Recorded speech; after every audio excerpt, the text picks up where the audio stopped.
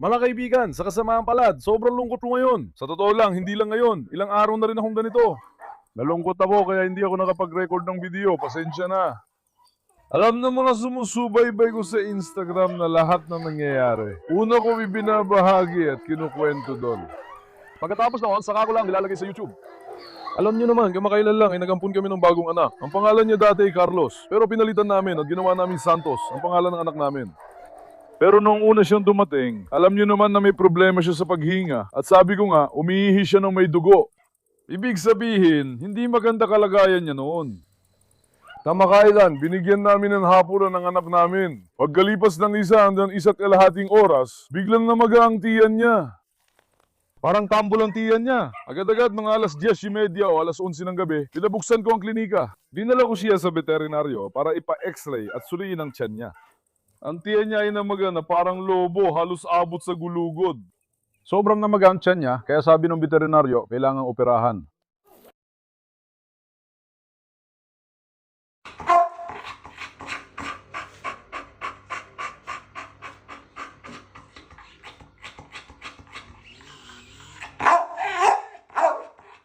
Kailangan linisin ang tiyan niya. Dahil kung hindi, sabi niya maaari siyang mamatay. Kahit operahan pa, may panganib pa rin. Nasa iyong desisyon, sabi niya. Tinawagan ko ang dating amo ni Santos at ipinaliwanag ang sitwasyon at tinanong kung ano ang dapat namin gawin. Sabi niya, gawin natin ang kinakailangan. Wala tayong magagawa. Kailangan nating operahan siya kung ganon. Pagkatapos noon, inoperahan namin siya mga kaibigan, nilinis ang tiyan niya at kung ano-ano pa. Ibig sabihin, hindi na tunaw ang kinain niya. May problema ba ang hayop sa asido ng tiyan? Hindi ko alam kung anong meron. Halimbawa, 4 na oras matapos kumain ng salam, hindi pa rin natutunaw at pareho pa rin ang itsura sa tiyan niya. Ganon pa rin ang itsura. Pagkatapos noon, pagising ko ng umaga mga kaibigan, nakatulog pala ako. Binabantayan ko siya buong gabi. Sa kasamaan pala, nakita ko na wala na si Santos dahil sa anesthesia. Hindi na siya nagising buong gabi. Sobrang sama ng loob ko. Ibang klase talaga. Pagkatapos, naisip ko, kung nagkamali bang veterinaryo at bakit ito nangyari sa hayop na ito? Pagkagising ko kinabukasan, namaga ulit ang tiyan ng hayop. Pero mainit pa. Alam mo yung pamamaga pagkatapos mamatay, hindi ganun. Mas mainit pa ang hayop. Tinawagan ko ang veterinaryo, pero hindi rin niya alam ang dahilan ng pamamaga. Tinanong ko kung may internal bleeding o anong nangyari. Tingnan natin ang hayop na ito. Kinuha namin si Santos para sa autopsya mga kaibigan. At sinuri ang mga organ niya kung may internal bleeding o wala. Wala malinaw na internal bleeding, ibig sabihin, wala talagang kitang-kitang pagdurugo sa loob. Pero hilos bumigay ng kidney niya, sobrang sama ng pali at napakasama rin ng kondisyon ng mga baga niya. Ngayon, kapag binigyan ng anesthesia, inilalabas ito ng katawan bilang ihi sa pag-ihi. Ngayon, dahil masama rin ang lagay ng mga kidney ni Santos, hindi na ilabas ng katawan niya ang anesthesia at kaya hindi niya ito kinaya. Nawalan na ang anak natin mga kaibigan. Sobrang lungkot at sakit ang naramdaman ko. Alam niyo naman, si Santos ay bagong dating sa atin. 1 linggo pa lang siya sa atin, pero mahal na namin siya. Napakabait niyang anak. Minahal natin siya at may magagandang plano para sa anak natin. Pero sa kasamaang palad, hindi ito natupad mga kaibigan. Ganito talaga ang kapalaran ng anak natin. Ginawa ko ang lahat para sa kanya. Ginawa ko ang lahat ng kinakailangan at lahat ng makakaya ko. Kaya payapa ang konsensya ko. Pero ramdam ko talaga ang lungkot sa pagkawala niya. At hindi rin namin nalaman kung bakit namaga ang tiyan niya. Ibig sabihin, hindi ko alam bakit o paano ito nangyari. Yung unang pamamaga ng tiyan ang tinutukoy ko, bakit hindi niya natunaw? Wala naman siyang kinain na kakaiba, pareho lang sa araw-araw. Hindi ko maintindihan ang nangyari. Sabi ko nga, baka ito na talagang kapalaran niya mga kaibigan. Nalungkot talaga kami para sa kanya. Pagkatapos, nagkasakit ang anak ni Nora na ipapakita ko rin mamaya.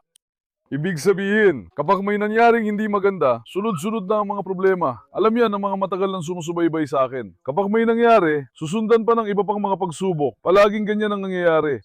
Sobrang bagsak ang loob ko mga kaibigan. Kakagising ko lang. Mga alaga ko, tingnan natin ang anak nila. Pagkatapos, lilinisin ko ang mga gulungan. Hindi ako nakapag-upload ng video para sa inyo. Talagang sobrang sumama ang loob ko. Palagi niyo rin akong sinusulatan. Mag-video ka, ipaalam mo sa amin ang pinakahuling balita, ano nang nangyari. Kaya naisip ko magpaliwanag ngayon. O sige, may nangyari nga. Tapos sumunod pa na nagkasakit ang anak ni Nora. Nahawa siya ng parvovirus. Talagang naapektuhan ang loob ko, mga kaibigan. Wala, anong ginagawa mo? Halika rito. Maglakad ka muna, anak. Alam niyo namang mahal na mahal ko ang anak ni Nora. Mahalaga sa akin ng batang yon. Kuya, nausog ba sila? Nabati ba sila? Wala naman kaming pinapabayaan sa kanila. Ano ba talagang nangyayari? Hindi ko maintindihan. Harley, halika. Halika na, tingnan natin. Dumaan ka na. Dumaan ka, ganda. Dumaan ka. Mashallah sana, mashallah sana. Kuya, naawa rin ako dito kasi yung mga ganitong lahi na kinukuha natin, binago na nila yung jeans. Ibig ko sabihin, pinagpapares nila sa mga hindi dapat ipares na aso. Kaya yung mga hayop, nahihirapan na ng huminga eh. Kuya, huwag nyo na kunin yan. Kung hindi nyo bibilhin, hindi nila mapaparami ang mga asong yan. Dahil kumikita na sila, nagpaparami sila ng mga hayop na may lahing sira at may depektong genes. Alam mo ba na kahit ang babuhay ng habang buhay, para sa mga hayop na yan ay isang pahirap para sa kanila. Hindi sila makahinga pare. Sa init, nahihirapan talaga ang hayop. Ang daming aso dito, walang nahihirapan sa paghinga, pati mga French Bulldog ko, tingnan mo. Kadalasan may problema sa paghinga ang mga French Bulldog. At wala rin silang problema, pero nakita nyo naman ang asong yun. Kahit maliit na bagay, nagkakasakit at nahihirapan huminga ang mga hayop, lalo na kapag mainit, pinaghahalo-halo nila ang mga ito. Pagkatapos, ginagawa lang nila ito para sa itsura, para lang kumita, sinisira nilang jeans at pinapahirapan nilang hayop habang buhay, tol. Talagang ganito ang sitwasyon. Sobrang samo talaga, nakakainis din para sa tao. Carlos, anong ginagawa mo? Wapo kong anak, ginulo nyo na naman ang kulungan. Tingnan mo si Alex at Odin. Sige, magtrabaho na kayo. Odin, bakit nagtatay ka, bossing? Lahat sila nababaliw na. Araw-araw sinusubaybayan ko ang dumi at ihi ng mga anak ko sa bukid. Tingnan mo kung may problema siya. Ngayon, yung iba walang pagtatae. Si Odin lang ang nagtatae. Ibig sabihin, may nararamdaman si Odin. Sandali lang. Bibigyan natin ng gamot si Odin. Binasan ninyo ang guluman. Binisin natin dito, kaibigan. Pagkatapos, ilalabas ko ang mga anak. Sa umaga, ayusin natin sila. At gagawin ang gamutan ng anak ni Nora. Wala akong intraket para sa ugat. Kaya sinabi ko sa botika, nadadalhin nila ito, hinihintay ko pa. Pagdating nun, nalagyan natin ng linya at suwero ang anak ni Nora. Mahina ang lagay niya dahil hindi siya kumakain, mga kaibigan. Ang sakit na tinatawag na parvo, 70% ang namamatay. Lalo na kapag nahuli ka pa, yung 70% nagiging 100%. Kaya sa sakit na ito, napakahalaga ng maagang pagsusuri at maagang gamutan. Napansin ko kahapon, alad kong binigay ang gamot niya. Kinabukasan, kumain siya pero lumala agad pagsapit ng gabi. Mabilis ang pagkatake ng sakit na ito. Pabilis ang tama, bumabagsak ang immune system, sumusuko ang bituka at namamatay ang hayop, mga kaibigan.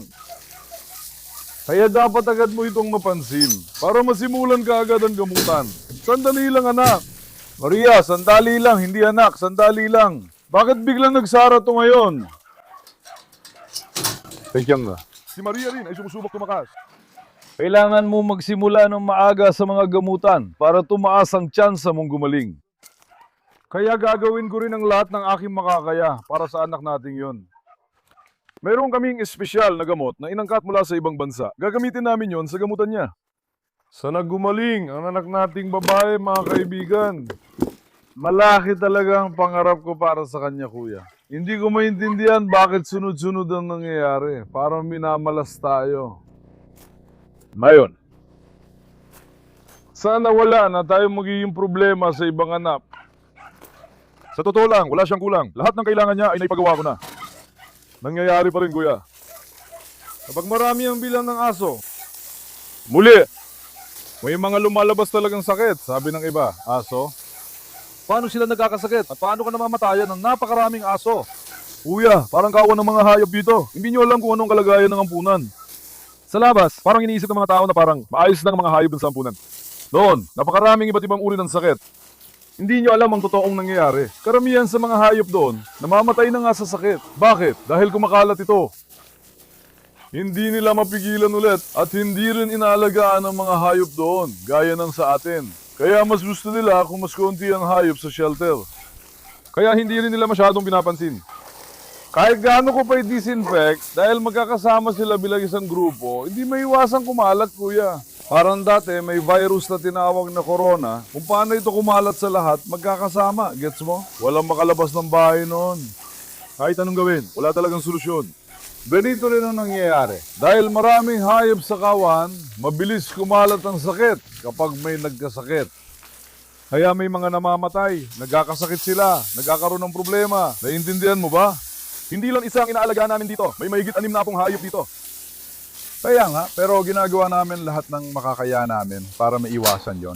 Kuya, ano pa bang magagawa namin? Teka lang, Nana. Bella! Takbo ka nga. Itong si Bella, ayaw talaga sa tubig. Habang inuhugasan ko ang mga kulungan, pinapahirapan nila ako ni Odin. Silang dalawa. Takbo ka nga!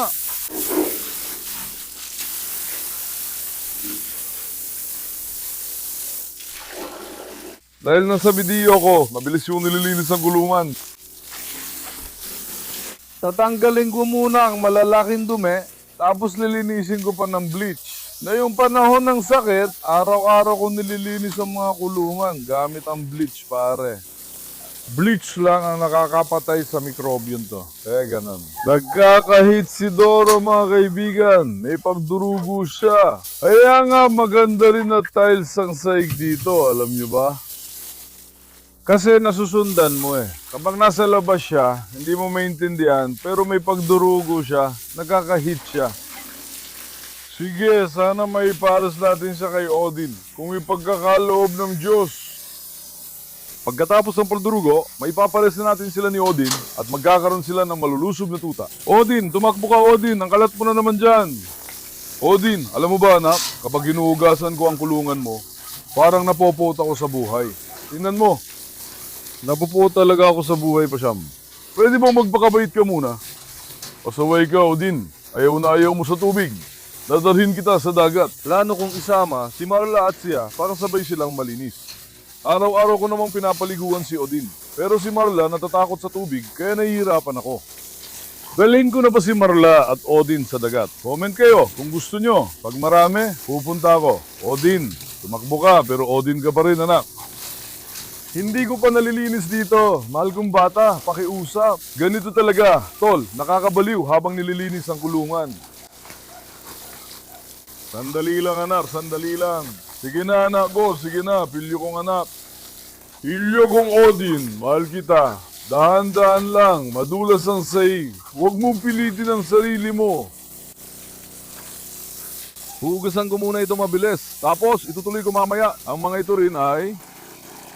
Pinalitan ko ang tubig nila, kuya, at pakakawalan ko muna, mga kordero. Nakakakulob sa loob dahil mainit at nagbabaga rin ang panahon na yon. Palitan din natin ng malinis na tubig ang balde ng mga ito ng maayos. Tuwing umaga at gabi, pinapalitan ko ang tubig ng mga ito, kuya. Kasi magkasama ang mga pato at manok dito, lalo na ang mga pato at gansa, dinudumihan nila ang tubig. Kaya kailangan ko talagang linisin palagi. Kung hindi lang nila dinudumihan, mga salbahe talaga.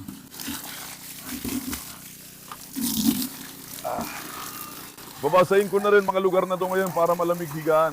Pare, bawat hayop may special na atensyon. Lahat binibigyan ko ng hiwa-hiwalay na pag-aalaga. Anong magagawa natin?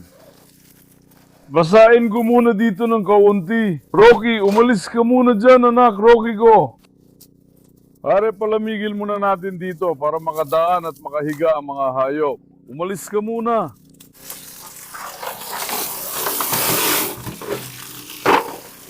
Sinasabi nyo na gumawa ko ng pool, pero kulang ko walang tubig. Siguro hindi ko lang may paliwanag, kasi isang araw pa bago mapuno ang tangke.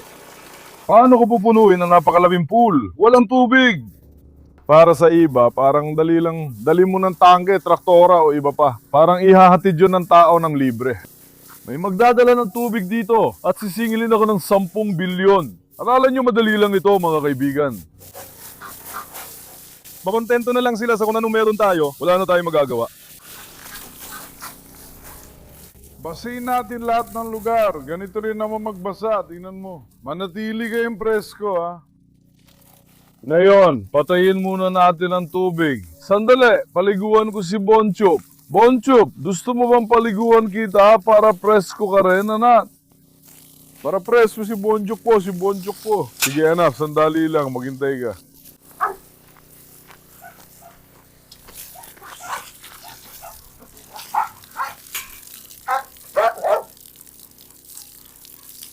Bonchuk papa, presko ka na ba anak? Alam mo ba, dadalhin ko si Bonchuk sa dagat ngayong taginit. Desidido na ako, dadalhin ko siya sa dagat para mag-swimming. Tingnan mo, nauhaw na ang mga tupa. Hintayin natin makainom sila, nagtakbuhan na sila, malinis pa naman ang tubig. Gabi at umaga ko nilalagyan ito kuya. Ngayon, palayain na rin natin ang mga batang tupa. Umalis muna dito para makainom ng maayos ang mga tupa. Halika anak, Anong ginagawa ng mahal ko? Anong nangyari Bonchuk? Saan ka pupunta? Saan ka pupunta Bonchuk? Pasaway, halika anak, halika. Halika anak, ikaw rin. Anak, halika dito para hindi makapasok si Bonchuk sa loob. Bonchuk! Sandali lang anak, teka. Pumasok ka na lang uli sa loob. Halika, ikaw rin. Bonchuk, tara na. Lumabas ka. Oo, ayos na. Anak! Maglakad-lakad kayo, ba anak? Tingnan mo yung danda mo, grabe, ang laki na ng anak natin. Salamat sa Diyos. Grabe, ang laki na niya mga kaibigan. Kunan mo yung mga pato, halika dito. Kunan mo yung mga pato, ayan oh. Nilagay na ang tubig sa tray. Panoorin mo silang maglaro, kita mo ba? Sa totoo lang, kung bibili ako ng isang malaking palanggana para sa inyo at pupunuin ko yon, pwede na rin yon. Kung hindi pwede, bibili na lang tayo ng palanggana. Ang linis ng tubig pero ginulo agad nila. Sige lang, para sa mga baby ko yan. Malamig kasi, kaya umiinom yung mga hayop. Kuzu, saan ka pumunta? Kuzu, saan ka pumunta? Halika. Anong nangyari sa'yo? Tingnan nga natin. Uy, nagutom ka ba? Nagutom ka ba? Anong nangyari sa'yo, ganda? Grabe, ang laki mo na. Uy, pamuk, baka basagin ko ulo mo, tumigil ka nga dyan. Ngayon, tara na kuya. Teka, ano yun nakasabit sa likod ng tandang? Ano yun pare? Oh, may damo na nakasabit. Sige, kayo na muna dyan. Kami na ang alis. Takbo na, Rocky. Halika, hindi Bonchuk, huwag sumama. Maghintay ka Bonchuk, hindi pa kita palalabasin na. Iyo muna dito, walang tali. Palalayain natin ang mga aso sa bagong training area, di ba? Puntahan muna natin ang anak ni Nora. Doon na rin tayo kukuha ng tali, saka na natin palalayain ang mga aso. Gamutin muna natin ang anak ni Nora na yon. May pakiusap ako sa inyo ha. Pakiusap, magdasal kayo ng marami. Sana mailigtas natin ang anak natin. Sana gumaling siya mula sa sakit na ito. Kaya pakiusap, magdasal kayo. Anak ni Nora ko. Dahil tinaman siya ng isang nakamamatay na sakit. Anak, anong ginagawa mo ha? Anong ginagawa ng mahal ko? Anong ginagawa ng aking mahal? Anong ginagawa ng mahal ko? Tingnan mo kung gaano siya kasaya. Nakikipaglaro rin si Rocky sa kanya. Anong ginagawa ng mahal ko? Grabe ka, ang galing mo. Hindi Rocky. Rocky, tumigil ka na dyan. Loko-lokong Rocky. Lumaki na rin si Rocky at inaaway na niya sila. Lumabas na si Faisal, Papa. Uy, anak ko matapang. Ano ginagawa mo, ha? Halika, Harley. Halika. Halika, Harley. Halika, anak. Halika, Harley. Halika. Huwag kang matakot sa kanila. Halika. Hindi pa sanay si Harley mga kaibigan, pero masasanay din siya. Hindi ko rin siya masyado naasikaso dahil sa kaso ni Santos at mabigat ang loob ko. Aalagaan ko siya ulit, gagaling din siya. Mga kaibigan, nilagay ko ang anak natin sa kulungan ng pusa. Anak, anong ginagawa mo dyan, ganda? Anong ginagawa ng mahal ko? Anong ginagawa ng honey ko? Nilagay ko siya dito para lagi ko siya mabantayan. Kailangan kong bantayan kung dumudumi o nagsusuka siya. At ihiwalay siya sa ibang aso, kaya dito ko siya nilagay. Mula nang ilagay ko siya rito, hindi na umalis si Nora sa tabi niya. Alam niyo ba yon? Naglagay kami ng pananggalang sa araw, pero napunit at kinailangang itali ulit. Kung papayagan ng Diyos, sana maligtas natin siya. Gawin muna natin ang bakuna mga kaibigan. Pagkatapos noon, kapag dumating na ang IV catheter, kailangan nating ibigay ang suwero niya. Sa panahon ng madugong pagtatae, hindi dapat mawala ng suwero. Bakit? Kapag nagtatay ang hayop, nawawalan siya ng likido. Naintindihan nyo? Bakit binibigyan ng suwero? Para hindi siya maubusan ng likido. Nilalagyan din ng gamot at iba pa. Vitamina, antibiotiko at iba pa. Mahalaga ang suwero sa sakit na ito. Ngayon, nagbibigay ako ng dagdag na pampalakas ng resistensya. Para lumakas ang resistensya. Naintindihan nyo? Ayan, wala may pagkakait sa kanya. Anak, kalugar ito. Bismillahirrahmanirrahim. Sige, ang galing ng maganda kong anak. Magaling ang anak ko. Iwala ko sa anak ko. Tingnan natin. Ngayon, mag-check din tayo ng lagnat, mga kaibigan. Tingnan natin kung anong lagay ng lagnat niya. Kagabi, hindi naman mataas ang lagnat niya. 38 lang. Ayos naman ang lagay ng lagnat niya. May kasama rin kaunting lagnat ang sakit na ito. Sana hindi ito parvo. Pero sa tingin ko, 70%, yun na nga yun. Hindi mo rin naman ito maiintindihan ng sigurado na hindi ginagawa ang test. Ngayon, anak ko, susukatin ko lagnat mo, pero huwag kang magalit, anak. Ngayon, sa mga aso, sinusukat ang lagnat sa puwitan, mga kaibigan. Doon natin pinakamabisang nasusukat ang antas ng lagnat. Ngayon, susukatin natin ang lagnat niya.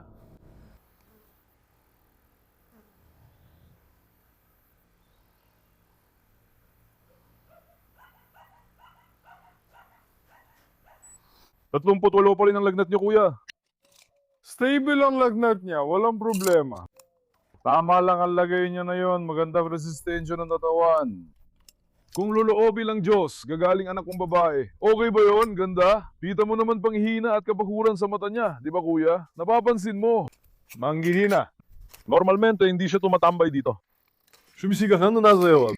Hindi siya mapakali. Ngayon, bibigyan din natin ang anak nating babae ng gamot para protektahan ang kanyang puso. May pangganib ng atake sa puso sa sakit na ito. Kaya ngayon, ibibigay din natin ang gamot na proteksyon sa puso. Ayaw talaga ng anak ko lumunok ng tableta. Talagang nag-aagalit siya kapag pinapalunok ng tableta. Anak, buksan mo ang bibig mo para ito sa ikabubuti mo. Maliit lang yun na tableta, anak. Ang galing mo. Ngayon, meron tayong ganitong gamot. Inayos nito ang flora ng bituka. Sa sakit na ito, ang pinakamasama ay ang pagkasira ng sistema ng bituka. Kaya gagamitin natin lahat ng gamot at supplements na meron tayo para gumaling ang bituka, mga kaibigan. Magaling at maganda ang anak kong babae. Magaling ang anak kong babae. Gagaling siya. Gagaling siya, ayos ba anak? Iingatan ka ng Diyos para sa akin. Ayos ba anak? Sige na. Kuya, isa rin siyang inosente nilalang. Naniligan ng Diyos. Inosenteng anak. Inosenteng nilalang na nangangailangan ng tulong. Alam mo, kung hindi ko siya gagamutin ngayon, siya mamamatay ang hayop na yon. Gagawin natin ang lahat ng makakaya natin, ang natitira ay kalooban ng Diyos. Ngayon, gagawin natin ang kailangan para sa kanyang gamutan. Sana gumaling siya, sana makaabawi siya, yun ang aming pag-asa. Pero pakiusap, kapag nagkaroon ng dugo ang pagtatae, gamutin nyo agad, tol. Kapag hindi nyo ginamot, mamamatay siya. Kahit gamutin mo, pwede pa rin mamatay. May panganib talaga. Gawin mo lang ang lahat ng makakaya mo para panatag ang konsensya mo. Gawin mo ang lahat. Lumaban ka para may ligtas siya. Naintindihan? Hindi ko siya pababayaan sa kahit anong bagay. Isa pa, nakalimutan ko ito mga kaibigan. Eto, tingnan ninyo. Probiotic na pulbos. Ginagamit din namin ang probiotic na pulbos na ito para maging maayos ang bituka, kailangan namin gamitin ito. Binibigay ko ito umaga at gabi. Para maayos ang flora ng bituka, naintindihan mo ba? Ayaw niya masyado, pero wala tayong magagawa.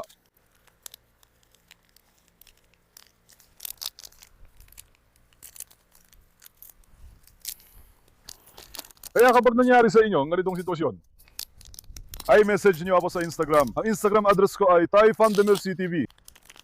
Kung po kayo susubukan tulungan mga kaibigan, sa tuta natin ngayon, mahigit 10 gamot ang ginagamit araw-araw sa gamutan. Alam mo ba? Magaling ka, ang ganda mong baby ko. Salamat sa Diyos, wala tayong sintomas ng pagsusuka. Sabay yun, wala rin ako nakikitang sinyalis ng madugong pagtatae. Hindi mo siya nagustuhan, di ba? Hindi mo ba siya nagustuhan? Hindi ba yon nagustuhan ng baby ko? Dumigit ba yan sa bibig mo? Nandyan ang tubig oh, inumin mo ang tubig mo. Sige ba anak? Mahal na mahal kita baby girl. Ibibigay ko ang lahat para sa'yo. Wala pang sintomas na yun. Ginagawa ko ang lahat ng makakaya ko, kuya. Tingnan mo, ginagawa ko ang lahat ng kaya ko. Pakiusap, huwag ninyong kalimutan ang inyong mga dasal. Uy, dumating na ba si Marla? Dumating na ba si Marla? Anong nangyari sa balahibo mo, anak? Marla, kailangan ka namin paliguan, alam mo. Pakawalan na rin ang kengkorso natin babae, anak. Zayna, anong ginagawa mo? Naubos mo na ba ang tubig mo, mahal? Halika na rin dito. Halika, halika, halika. Halika, ganda. Huwag kang makipag-away kay Marla. Huwag na huwag talaga. Itong alaga natin, medyo nadagdagan na siya ng timbang kumpara nung dumating, mga kaibigan. Nung dumating siya, sobrang payat niya, baka hindi niyo napapansin, pero medyo nadagdagan na siya ng timbang ngayon. Tama ba, anak? Anong ginagawa ng anak ko? Zayna, halika na. Halika, ganda. Halika na para makapag-unat-unat ang mga paa niyo ngayong umaga. Rocky, magpakabait ka. Huwag mong inaaway ang lahat. Pasaway na, Rocky. Wala pa tayong video sa mas maaraw na training area. Silipin din natin yun. Gagawa ko ng panangga sa araw dun na yon. Kapag may ganitong nangyayari, nawawala talaga ang gana ko. Nalalamig ako sa trabaho at sa lahat, alam nyo.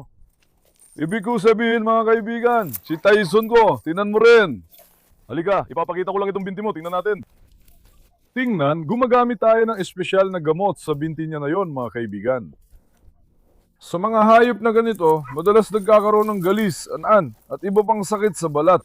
Dahil pinapakain natin sila ng manok, nagkakaroon sila ng galito tulad ng eksema o galis. Karaniwan ito sa mga dogo na madalas magkaproblema sa balat. Binago na namin na iyon ang pagkain ni Tyson.